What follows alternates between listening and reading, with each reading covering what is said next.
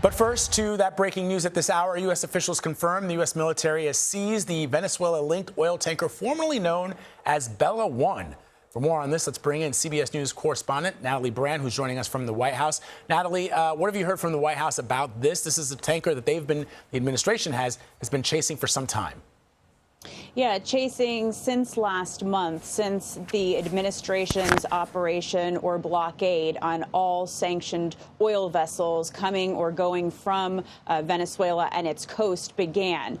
New this hour, we have a new statement from the U.S. European Command tweeting out confirmation that the Justice Department, Department of Homeland Security, and Defense Department announced the seizure of the Bella 1 for violations of U.S. sanctions. The vessel was seized in the North Atlantic pursuant to a warrant issued by a U.S. federal court after being tracked by a U.S. Coast Guard cutter. That's according to this new statement we have. We've also reached out to administration officials here at the White House for additional comment, have not yet heard back. But again, as you noted, this was part of this ongoing operation and not the first cutter that has been seized. Remember, it was last month when the first one, the skipper, was seized with help from Defense Department and an elite team with the U.S. Coast Guard acting on a warrant and seizing the sanctioned oil tankers, which is something that the administration said it would do. But now everything takes on a whole new significance and meaning in light of this past weekend's operation to capture Nicolas Maduro. The administration now temporarily working with what remains of the Maduro regime in Venezuela. And the administration has signaled that the oil industry in Venezuela is a key focus, and that the administration would like to rebuild the oil industry and infrastructure there. In a statement on social media just yesterday, the president said that the interim authorities in Venezuela are going to be turning over 30 to 50 million barrels of sanctioned oil. We'll have to wait and see how that works out or when exactly that happens. But this signals, at least for now, some sort of potential cooperation between the interim authorities in Venezuela and the Trump administration with respect to this oil that, again, is a key priority for the administration. This new effort now on top of the actions from what started last month with the oil blockade. Many more questions, though, about the long-term strategy here. And we know, Vlad, that top administration officials are going to be heading to Capitol Hill this morning, next hour, and later in the day to brief all Senate members and House members about the next steps here and the operations by the U.S. in Venezuela so far. Yeah, and Natalie, as you know, there's some CBS News polling that shows some 70% of Americans were opposed to any type of military action in Venezuela. Of course, the poll was taken and conducted before the capture of Nicolas Maduro, but I wonder if the White House has had any reaction to just how people feel in general about this military deployment. Well, we know what we've been hearing from lawmakers, which is, skepticism over the long-term plan and a lot of questions about exactly what happens next on the ground. A lot of Republicans, though, over on Capitol Hill are celebrating this and saying that it's not about regime change, but trying to work with what's left of the regime on an interim basis and then potentially, hold new elections.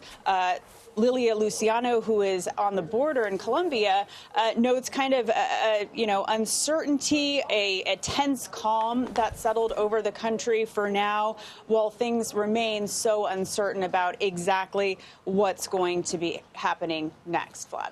All right, Natalie Brand reporting from the White House for us this morning. Natalie, thank you. CBS News foreign correspondent Ramy Inocencio is joining us now from our London newsroom to talk more about this. Ramy, so what are you hearing? What can you tell us about where this is happening and ultimately what's to be done with this tanker once it's seized? Yes. From what we understand, the Marinera, formerly called the Bella One before it changed its flag, is now off the coast of Iceland, Iceland's southern coast, by about 120 miles or so. In the past 2 hours or so, we saw, according to tracking data, that it abruptly turned southwards while it was making this beeline, if you will, over the past few weeks from Venezuelan waters across the Atlantic, trying to make it to Russia. But now it sits there on the map, about 120 miles south of Iceland's coast, and heading towards, or at least was trying to head towards, Great Britain's waters there. We now know and have confirmation that that military operation is now underway, and that that ship has been seized. But it had been on this attempt to get away after an initial attempt to seize it off the coast of Venezuela. It was able to slip through a U.S. blockade at that time, and so that operation now carries on. All right, Ramy, thank you very much for your reporting. Appreciate it. I want to bring in Mark Cancian. He's a senior advisor at the Center for Strategic and International Studies, and he's also a retired United States Marine colonel. Mark, always good to see you, my friend. Let's talk about this tactical mission here. Explain to us what it is. We understand that there's a blockade. What is the goal in pursuing this vessel, and what's ultimately to be done once, because there's no doubt that the U.S. will ultimately be able to secure that vessel. What's to be done once they do? Well, first of all, the seizure is pretty straightforward. The United States has done this frequently. We seized 2 tankers in the Caribbean. The seizure itself is not unusual. What is unusual are 2 things. First, the question about where these helicopters came from. They're very short range. They're soft helicopters. So they had to be stationed on something close by. Now, it could have been on Iceland itself. We have access to an air facility at the capital, Keflavik. It could be that one of the U.S. ships, perhaps the Ocean Trader, the soft mothership, has trailed this tanker across the Atlantic. Another question is, why now? There was an opportunity in the Caribbean. The United States didn't take it. Not clear why. But the takedown, pretty straightforward. It's also important to note that this tanker does not have any oil in it. It's riding high in the water. So it's not a question about what we do with the oil, it's what we do with the tanker. All right, so this is now apparently a Russian flagship. How does this complicate this operation? Explain to our viewers what that means when we say a ship is Russian, is carrying a flag from another country. What does that mean, even if the crew and the ship originated from a completely different place? Well, the legal aspects are going to be very complicated. The ship is sanctioned, but is connected with the Russian government. I'm sure this will be fought out in the courts because it's a very unusual legal situation. The Russians, of course, will complain bitterly.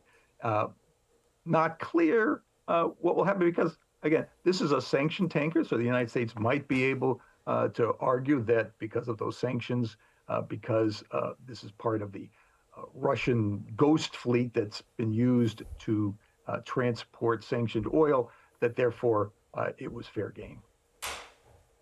What? All right, Colonel Mark Cancian, appreciate you. Thank you very much. Thanks for having me on the show.